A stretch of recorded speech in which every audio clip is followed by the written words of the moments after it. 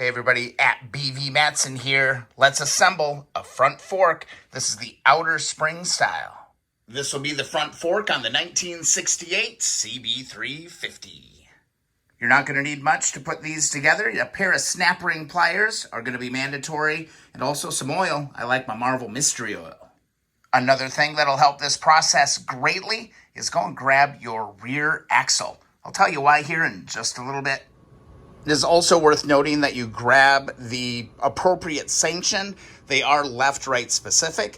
Just note that on the bike, they're going to be at an angle, and your drain is going to be on the lower side. Also, on the CB350, your brake stay also connects to your left side. So you should see a left stay bolt there. It's usually a little bit bigger, too. But just, for the most part, just make sure that your drain hole is going down. All right, first things first, we're going to grab our lower sanction, and we are going to grab our fork tube, and we are going to place these together, and then we're going to push this guide right here all the way in. Might need to grab a little flathead to make sure you get that bottomed out. Next, grab some Marvel Mystery Oil and lubricate the shaft on your fork tube.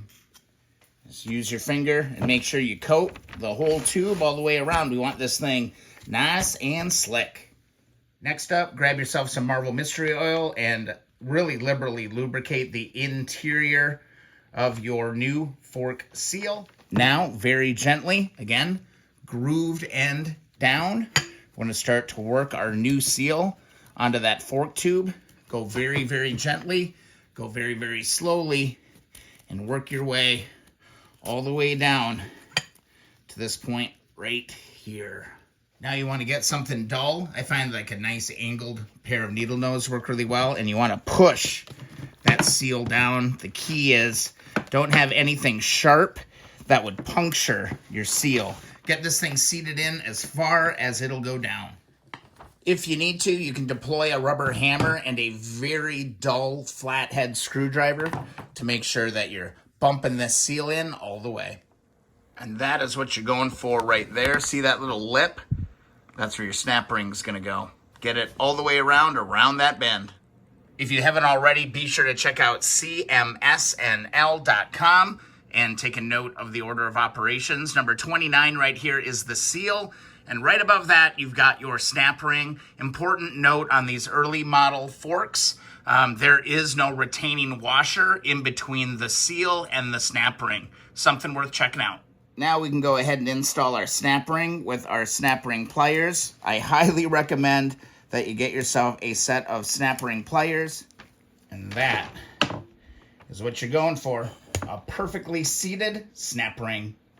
At this point, we are ready to begin to install that fork on the bike. This is where your rear axle comes in really handy. We're going to use this to actually guide that fork all the way up through the whole deal. You can actually use your rear axle to pull it up, because wouldn't you know, your rear axle actually threads right into the top of your fork. Now, before you go sliding onto your fork tubes, you want to make sure that you get off any paint or powder coat or anything within these front areas here. You got to get these things down to bare metal, all right? Get the interiors of these spotless. You also want to make sure that you get any paint out of the interior of your fork cover as well. Get this interior nice and smooth down to bare metal. Once you've done that, go ahead, grab that rear axle, slide that all the way down into the bottom. So it's coming out the bottom just like that. Now it comes down to order of operations. Go ahead and grab your chrome cover. We've got the short end and the big gap down here. Short end is going to go down against the fork. So that's going to slide over this, just like this, like that. Next, you're going to grab your spring, slide that down onto the fork, and that's going to insert in there just like that. Just make sure you push it all the way down, and that's in place. And then we're getting close to install. At this point, go ahead, grab your fork cover, and then this little reinforcing piece, slide that in, and get that started down inside the tunnel. It doesn't have to go all the way. We'll get it where it needs to be as we install the fork. Now, we're going to come back over to the bike, and we are going to install the rubber cushion up on top. And we are also going to grab the chrome cover that goes on top of here. So you've got the two pieces. That piece goes right on top, and that goes like this. Then what you're going to do is you're going to grab your axle. You're going to lift it up. You're going to slide this over into position. And then go ahead and drop your axle back down, just like that. Now this can get a little bit tricky, but you're going to hold the top. You're going to hold that top axle nut, and then what we're going to do is we're going to feed in the fork tube. Just hold it at the top, get it started, and you'll see how smooth this can go. This is where a second set of hands could be really, really valuable. But we don't have a second set of hands today, so I'm just going to eyeball this. And let's get this thing started on there. There, I've got it started on my fork. I'll go ahead and tighten this in. All right, so I'm good there. I've got tension, and now what I can do is I can lift it from the top, and we can start to work our way up and try to get this whole fork started as we move through this thing. It's got to be lined up darn near perfect.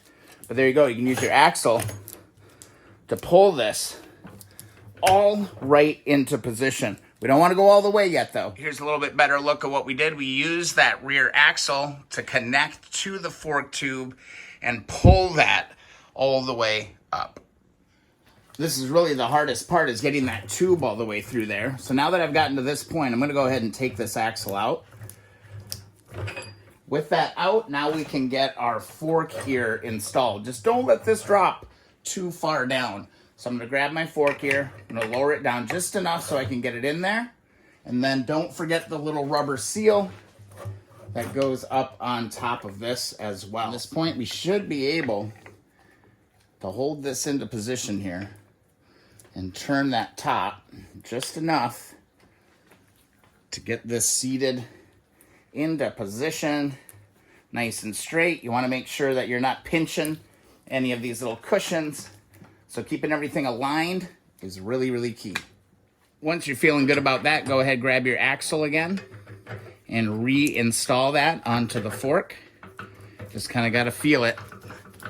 You could do this all at one time. It's a lot easier if you have a second set of hands in the shop. But now we can just go ahead and lift this whole thing right into position. Now go grab your top bolt and some Marvel Mystery Oil and lubricate that O-ring at the top. This is going to be a little tough to see you, but now that you've got this pipe back on, make sure that you've got it as high as you can possibly get it, all right? You don't want this thing starting to slide around on you. Take out your rear axle, grab your top bolt, and pray that those threads are there. If they're there, easy peasy, grab yourself a 19 mil and go ahead and tighten this thing up. Those are all the major components for that front fork. Once you get one, go ahead and rinse and repeat. Just a couple things left. Next, now that you got them both installed, go ahead and tighten up your top retainer. This is a 19 millimeter. Let's get this one locked into place on both sides. With those all done, now we can go ahead and torque up our main holder bolts. Just want to check on one thing real quick. On later models, there is a little D-ring that goes in the slit here before you put these bolts on. I recall correctly that the older ones don't have that D-ring in there. So go ahead and grab your bolts and let's torque this up. Always love it when you chip your paint just a little bit, but we can touch that up. I got a 12 millimeter in my hand. I'm gonna go ahead and get these kind of hand tight before I get my torque wrench. Now's a great time to refer to the manual and check your torque specs. Lower triple tree clamp, 13 to 18 torque pounds. Everything you need is in that magic chart. Got my torque wrench all set, 18 pounds. Let's go ahead and wait for the click. There's our click. And there you go. That is all there is to it of installing the outer spring version of forks on a 1968 CB350, one step closer.